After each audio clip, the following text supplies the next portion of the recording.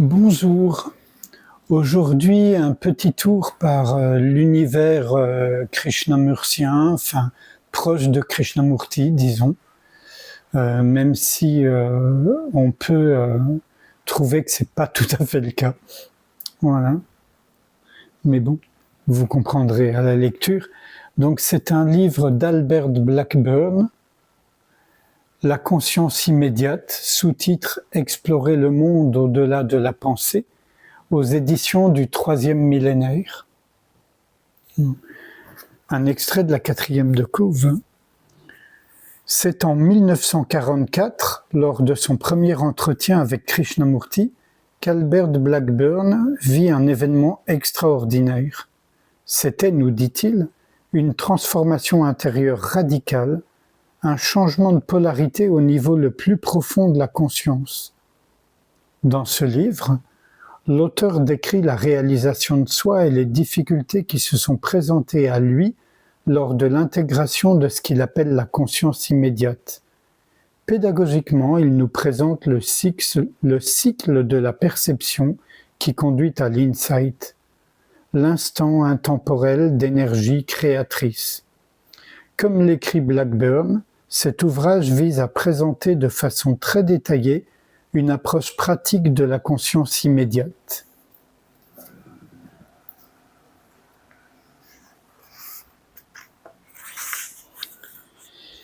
Alors, existe-t-il une véritable vie religieuse? Si oui, elle ne peut être découverte que de manière indirecte, par l'approche négative. Nous devons découvrir ce qu'elle n'est pas. Tout le monde éprouve le sentiment qu'il existe une altérité qui dépasse l'essence. Ce sentiment est exploité par de nombreuses religions organisées. Certaines sont basées sur le gain financier, d'autres sur l'égocentrisme autoritariste de ceux qui accèdent à leur sommet. De nombreuses personnes, pieuses par nature, sont donc facilement exploitées.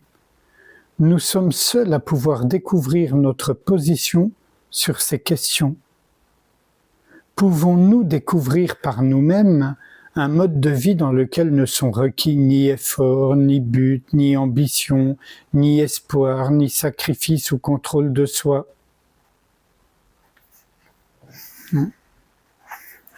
Il a déjà été dit, connaissez la vérité et la vérité vous libérera.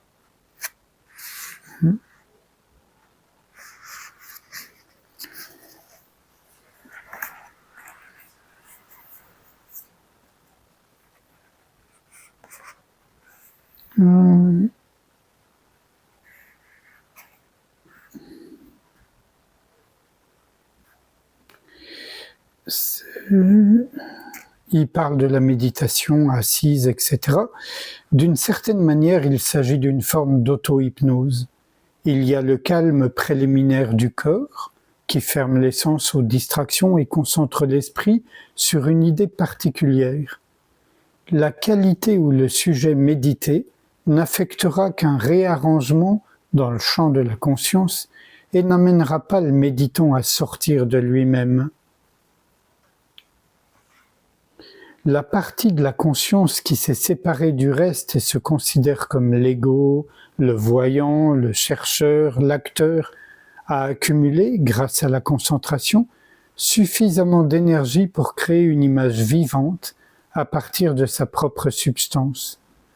Cette image est projetée sur le champ de la conscience. Le spectateur la voit de la même manière que toutes les autres images, comme un reflet de lui-même. Le seul véritable test permettant de savoir si l'on a fait l'expérience de l'inconnu ou non est un facteur de dualité.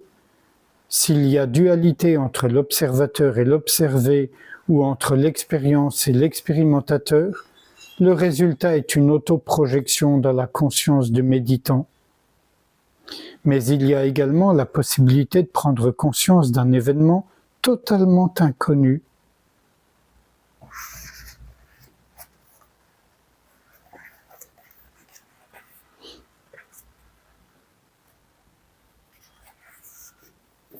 un chapitre qui s'intitule La conscience éveillée.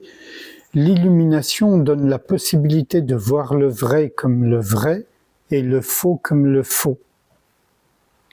Il semble y avoir une confusion dans l'esprit de nombreuses personnes quant à la signification des mots illumination et libération. Pour certains, ces deux mots sont synonymes. Pour moi, ils ne le sont pas. C'est ce que j'éclaircis dans le contexte dans lequel ce livre est écrit. La réalisation de soi n'est pas un but ou une fin à attendre, mais le résultat inévitable de nombreux facteurs, dont certains seront abordés plus loin. Le mot illuminé, qui signifie jeter une lumière intellectuelle ou spirituelle, est la condition pour laquelle la lumière spirituelle ou l'insight soit possible. C'est ainsi que je conçois ce mot, et non comme un but ou comme un résultat final. La libération, en revanche, signifie libérer ou rendre libre.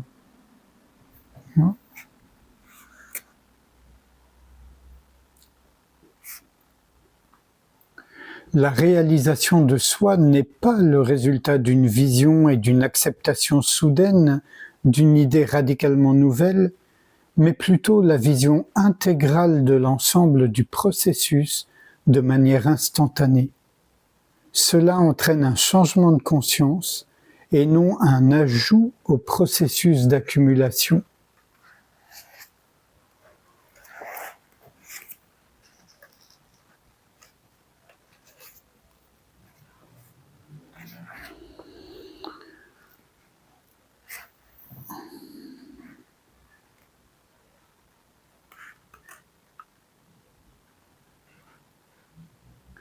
Le noyau central est l'ego, le constructeur de notre monde imaginaire. Pourrons-nous un jour découvrir ce noyau? Si je suis ce noyau central de l'ignorance qui utilise toute l'expérience pour se renforcer, comment peut-on attendre de ce même processus qu'il fasse quoi que ce soit, ou même qu'il examine la valeur de la méthode qui vise à y mettre fin? Eh oui.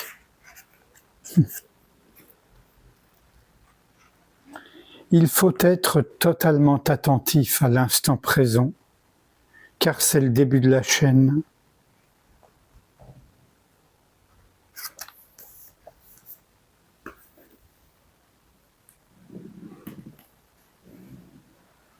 Sans réfléchir à ce qui vient d'être lu, je vous propose qu'on passe un instant ensemble à être attentif sans effort, de manière détendue.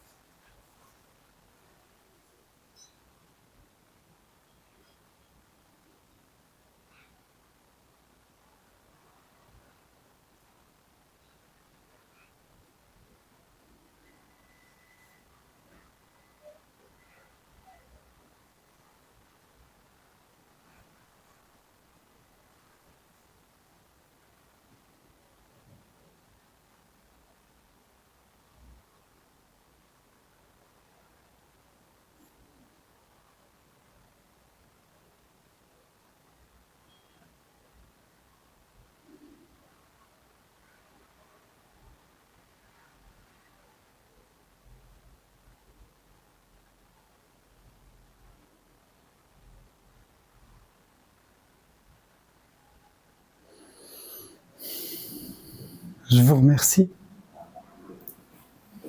À bientôt.